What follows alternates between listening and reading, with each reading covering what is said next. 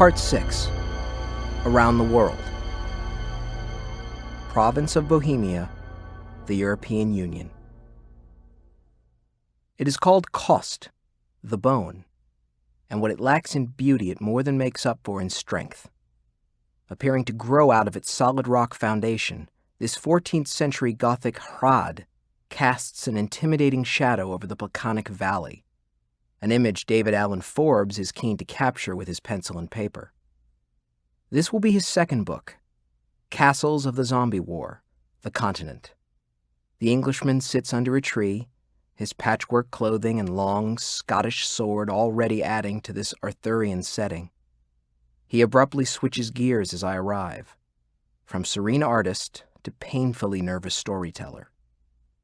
When I say that the New World doesn't have our history of fixed fortification, I'm only referring to North America. There are the Spanish coastal fortresses, naturally, along the Caribbean, and the ones we and the French built in the Lesser Antilles. Then there are the Inca ruins in the Andes, although they never experienced direct sieges. Also, when I say North America, that does not include the Mayan Aztec ruins in Mexico. That business with the Battle of Kukulkan, although I suppose that's Toltec now, isn't it? When those chaps held off so many Zed-heads on the steps of that bloody Great Pyramid. So when I say New World, I'm really referring to the United States and Canada. This isn't an insult, you understand. Please don't take it as such. You're both young countries. You don't have the history of institutional anarchy we Europeans suffered after the fall of Rome.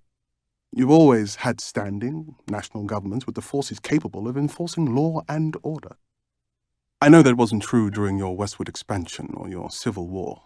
And please, I'm not discounting those pre-Civil War fortresses or the experiences of those defending them. I'd one day like to visit Fort Jefferson. I hear those who survived there had quite a time of it. All I'm saying is, in Europe's history, we had almost a millennia of living under institutional anarchy, where sometimes the concept of physical safety stopped at the battlements of your lord's castle. Does that make sense? I'm not making sense. Can we start again? No, this is fine. Please continue. You'll edit out all of the daft bits. You got it. Right then. Castles. Well, I don't want for a moment to overstate their importance for the general war effort. In fact, when you compare them to any other type of fixed fortification, modern, modified, and so forth, their contribution does seem quite negligible. Unless you're like me and that contribution was what saved your life. This doesn't mean that a mighty fortress was naturally our god. For starters, you must understand the inherent difference between a castle and a palace. A lot of so-called castles were really nothing more than just great, impressive homes, or else had been converted to such after their defensive value had become obsolete. Just look at Versailles. That was a first-rate cock-up. Small wonder the French government chose to build their national memorial on its ashes. Did you ever read that poem by Renard about the wild roses that now grow in the memorial garden, their petals stained red with the blood of the damned? Yes, there were cock-ups aplenty. But there were also some noteworthy triumphs. Many were subjected to only short-term sieges, the good fortune of being on the right side of the line. Some in Spain, Bavaria, or Scotland, above the Antonine, only had to hold out for a few weeks, or even days. For some, like Kissimul, it was only a question of getting through one rather dodgy night. Then there were the true tales of victory, like the Chenonceau in France, a bizarre little Disney-esque castle built on a bridge over the Cher River. With both connections to land severed and the right amount of strategic forethought, they managed to hold their position for years. They had enough supplies for years? Oh, good Lord, no. They simply waited for first snowfall, then raided the surrounding countryside. This was, I should imagine, standard procedure for almost anyone under siege, castle or not. I'm sure those in your strategic blue zones, at least those above the snow line, operated in much the same manner. In that way, we were fortunate that most of Europe freezes in winter.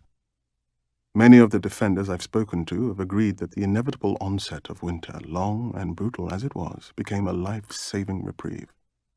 As long as they didn't freeze to death, many survivors took the opportunity of frozen Zed-heads to raid the surrounding countryside for everything they'd need for the warmer months. Windsor was your castle. Well, not mine personally. I mean, you were there. It was, from a defensive standpoint, as close as one could come to perfection. Before the war, it was the largest inhabited castle in Europe, almost 13 acres. It had its own well for water and enough storage space to hold a decade's worth of rations. The fire of 1992 led to the state-of-the-art suppression system, and the subsequent terrorist threats upgraded security measures to rival any in the UK. Not even the general public knew what their tax dollars were paying for. Bulletproof glass, reinforced walls, retractable bars, and steel shutters hidden so cleverly in the windowsills and door frames. But of all of our achievements at Windsor, nothing can rival the siphoning of crude oil and natural gas from the deposit several kilometers beneath the castle's foundation. It had been discovered in the 1990s, but never exploited for a variety of political and environmental reasons. You can believe we exploited it, though.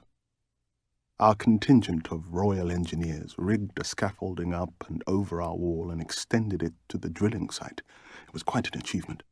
And you can see how it became the precursor to our fortified motorways.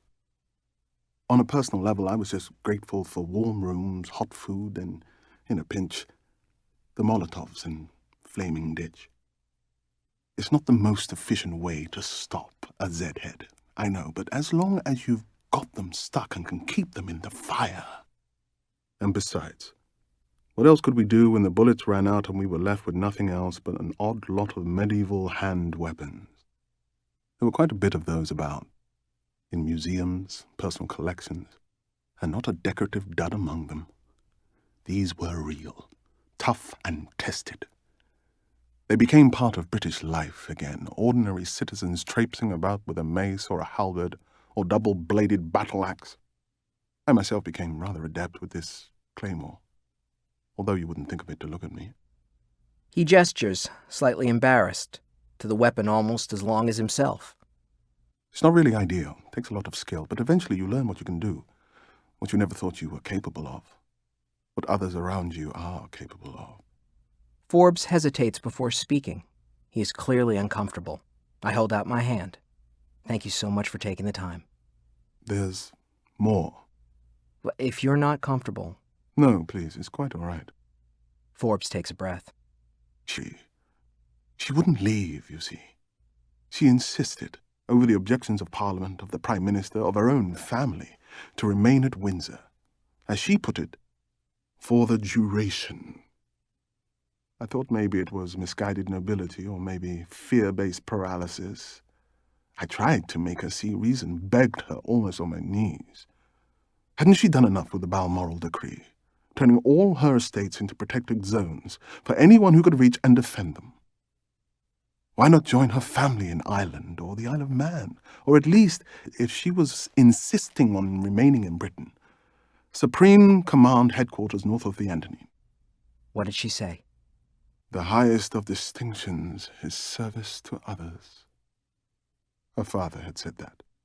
It was the reason he had refused to run to Canada during the Second World War. The reason her mother had spent the Blitz visiting civilians huddled in the tube stations beneath London. The same reason to this day we remain a united kingdom. They were viewed very much like castles, I suppose, as crumbling, obsolete relics with no real modern function other than as tourist attractions. But when the skies darkened and the nation called, both reawoke to the meaning of their existence. One shielded our bodies, the other our souls.